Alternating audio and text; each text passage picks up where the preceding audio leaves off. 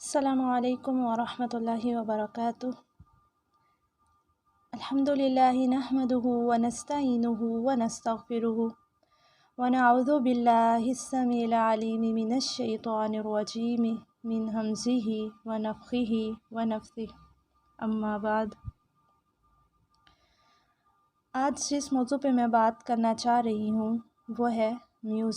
موسیقی،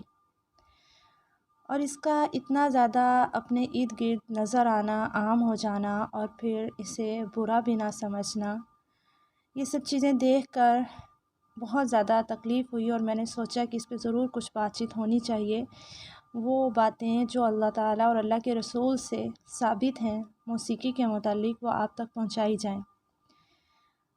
اور نبی صلی اللہ علیہ وسلم کی ایک حدیث ملتی ہے، آپ لوگوں کے سامنے فتنوں کا دور کورس بھی کروایا تھا، جس میں یہ سب چیزیں، سب آیات آپ کے سامنے حدیث بھی رکھی تھی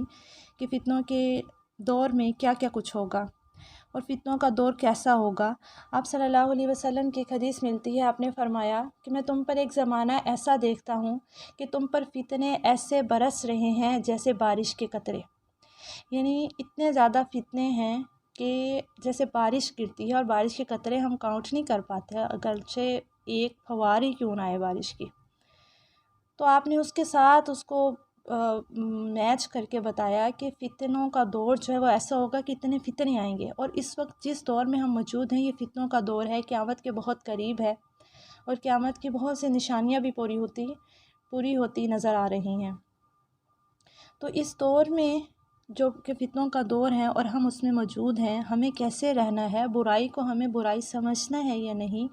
اور میوزک کیا حرام ہے اسلام میں یا نہیں، تو اس کے بارے میں انشاءاللہ چند احادیث میں آپ کے سامنے رکھنا چاہوں گی، اور میں امید کرتی ہوں کہ آپ بھی ضرور سیکھنا چاہیں گے کہ اسلام کیا کہتا ہے، اللہ تعالیٰ کی رضا کس میں ہے، اور ہمارے رسول صلی اللہ علیہ وسلم ہمیں کیا تعلیم دے کر گئے ہیں۔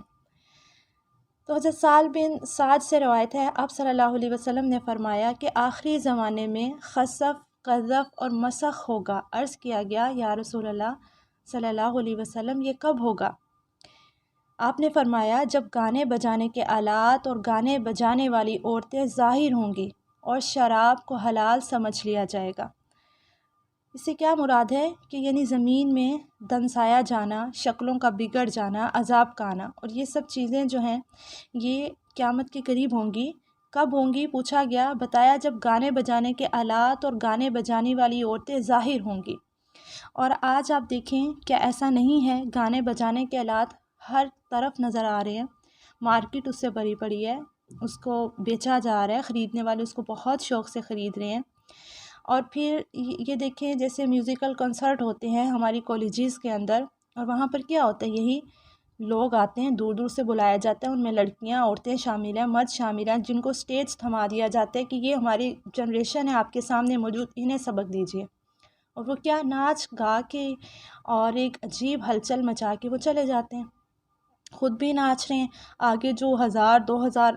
لوگ کھڑے ہیں انہیں بھی نچوا رہے ہیں، اور کسی کو خوف ہی نہیں ہے کہ یہ گناہ ہو رہا ہے۔ وہاں پڑھے لکھے استاد بھی موجود ہیں، سب موجود ہیں، لیکن برائی کو برائی ہی نہیں سمجھا جا رہا،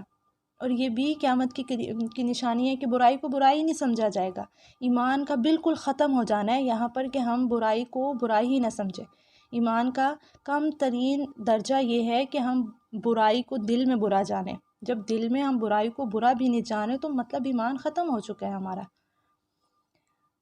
اسی طرح سے ایک اور حدیث سے حضرت ابو مالک اشعری فرماتے ہیں کہ رسول اللہ صلی اللہ علیہ وسلم نے فرمایا میری امت کے لوگ شراب پئیں گے لیکن اس کا نام کچھ اور رکھ لیں گے، اور آج ایسا ہی ہے،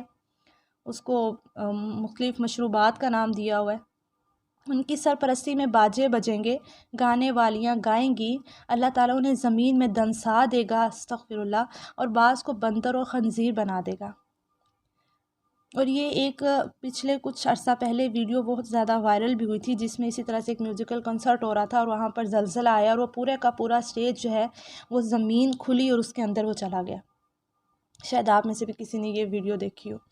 تو یہ ایسا ہو رہا ہے، اللہ تعالیٰ کی طرف سے عذاب ابھی بھی آ رہا ہے، لیکن آنے والے دنوں میں شاید کہ وہ بہت بڑھ جائے گا۔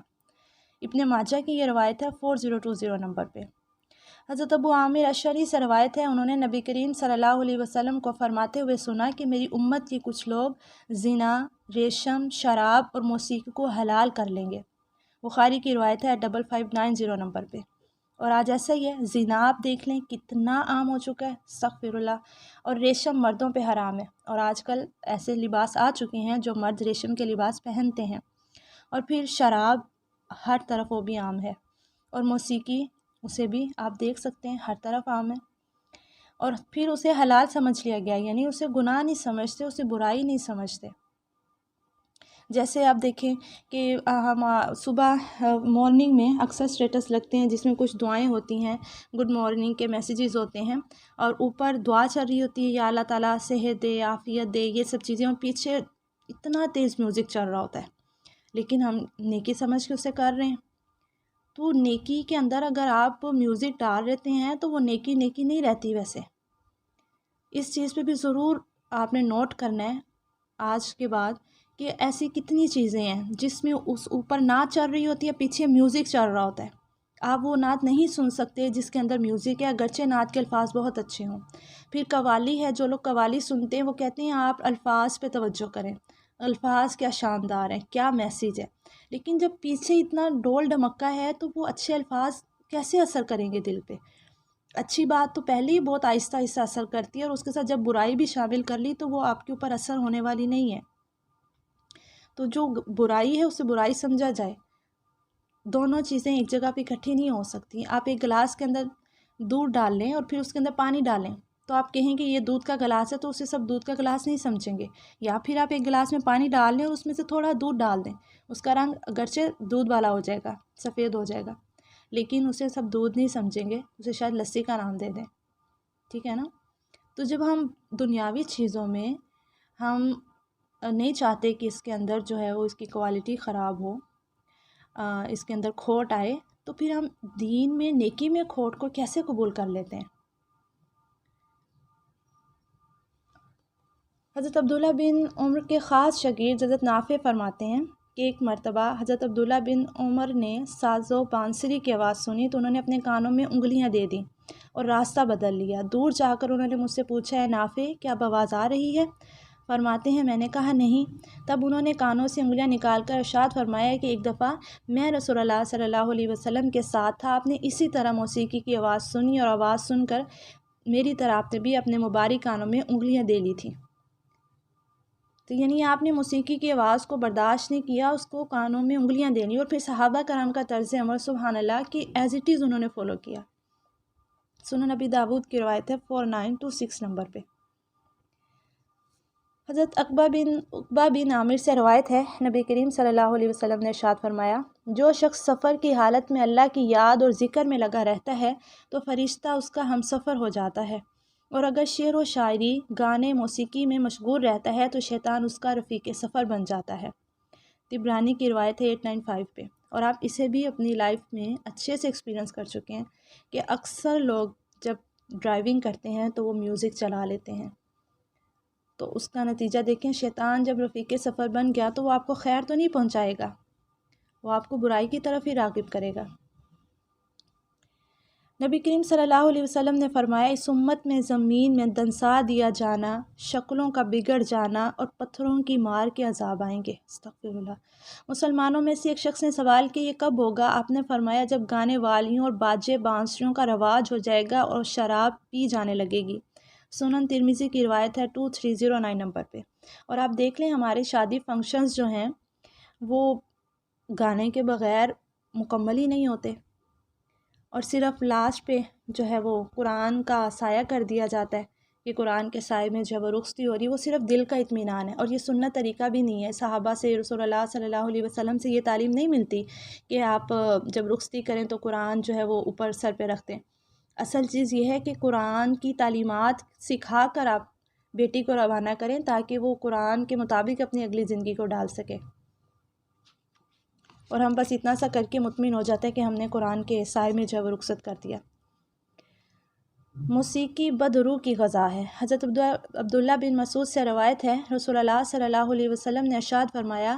گانا دل میں نفاق یعنی منافقت اس طرح پیدا کرتا ہے جیسے پانی کھیتی کو پیدا کرتی ہے، اور جس دل میں نفاق آ جائے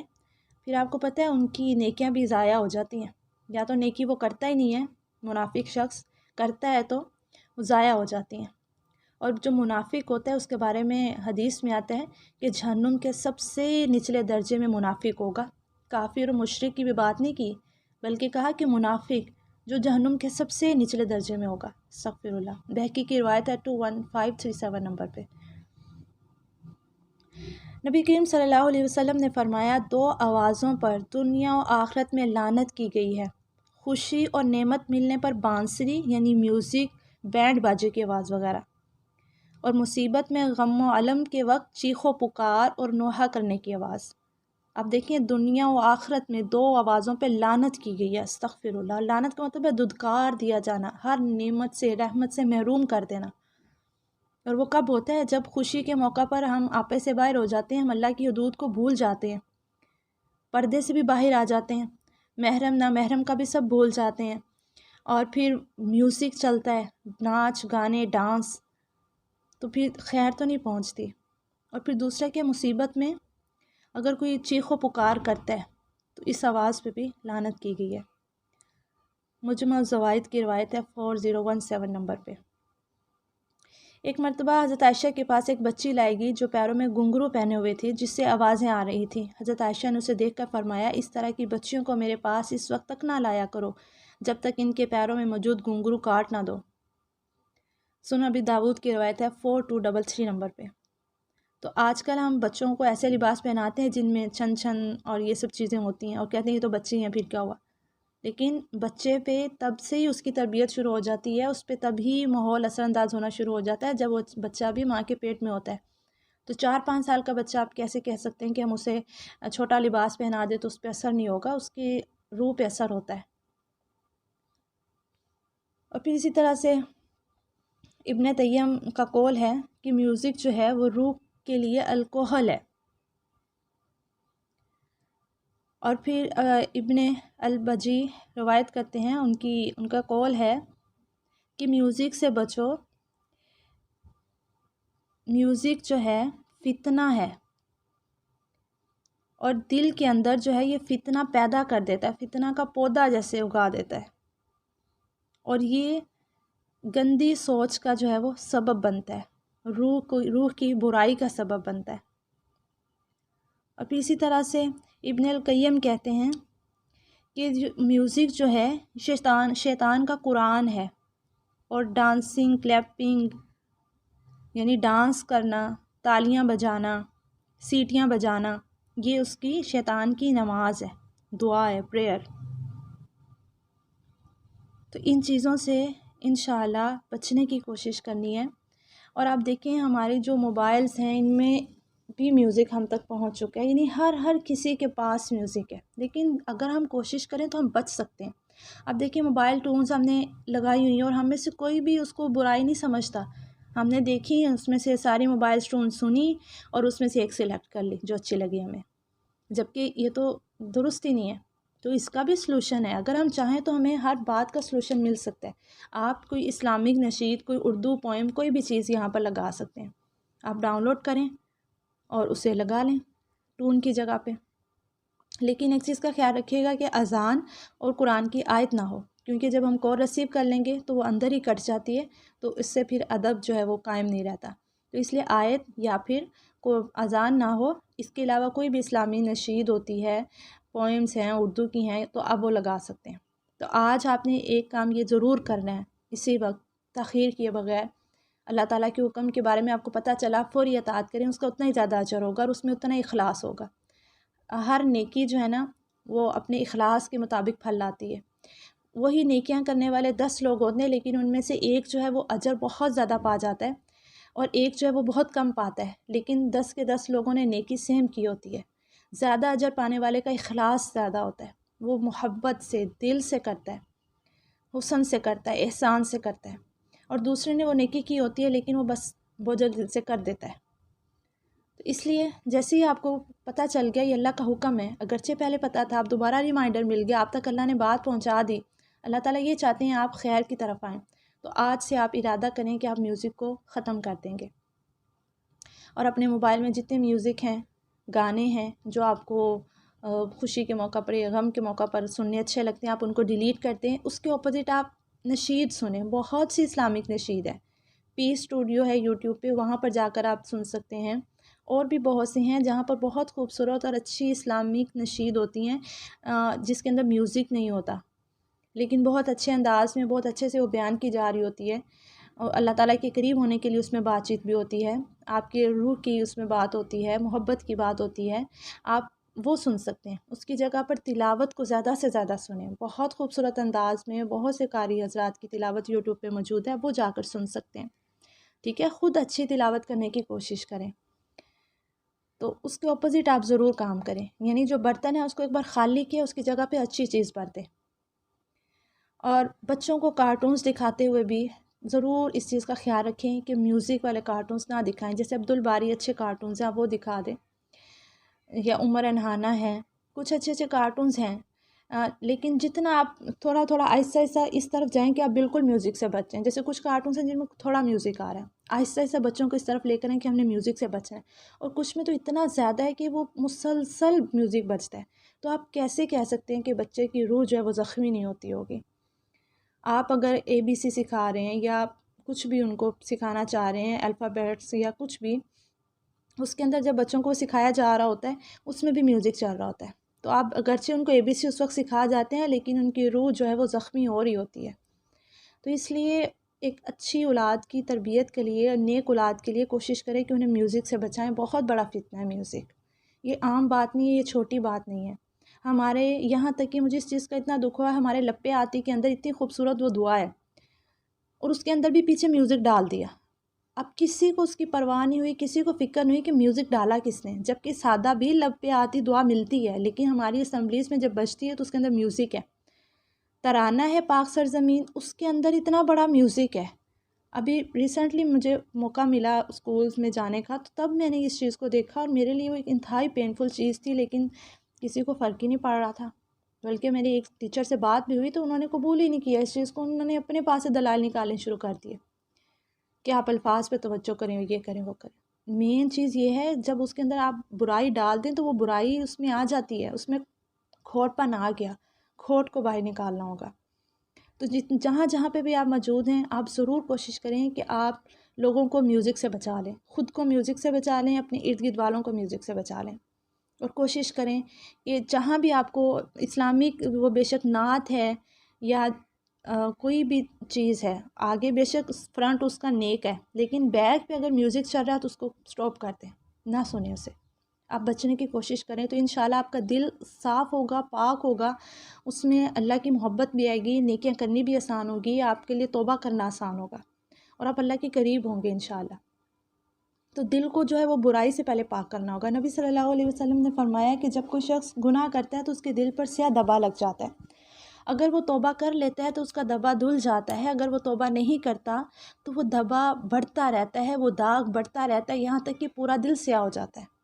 استغفر اللہ۔ تو پھر سیاہ دلوں پر کیسے سوچ سکتے ہیں دل نیکی کی باتیں اثر کرتی ہوں گی؟ وہ ویسے ہی ٹکرا کے واپس آ جاتی ہیں جیسے ہم بول کو دیوار پہ ماریں اور واپس آ جاتی ہے۔ تو نیکی کی باتیں جو ہیں دل پہ تبھی اثر انداز ہوگی جب ہم دل کو صاف کریں گے، پاک کریں گے، برائیوں سے اسے باہر نکالیں گے، اس میں خیر لے کر آئیں گے، روشن کریں گے دلوں کو۔ تو یہ کثرت سے استغفار سے اور کثرت سے قرآن کی تلاوت سے ہوگا انشاءاللہ۔ تو میں امید کرتی ہوں آپ ضرور اس پہ عمل کریں گے اور آپ کو آج کی بات ضرور اچھی لگی ہوگی، آپ اس کو ضرور اپنے ساتھیوں کے ساتھ بھی شیئر کیجیے۔ السلام علیکم ورحمۃ اللہ وبرکاتہ۔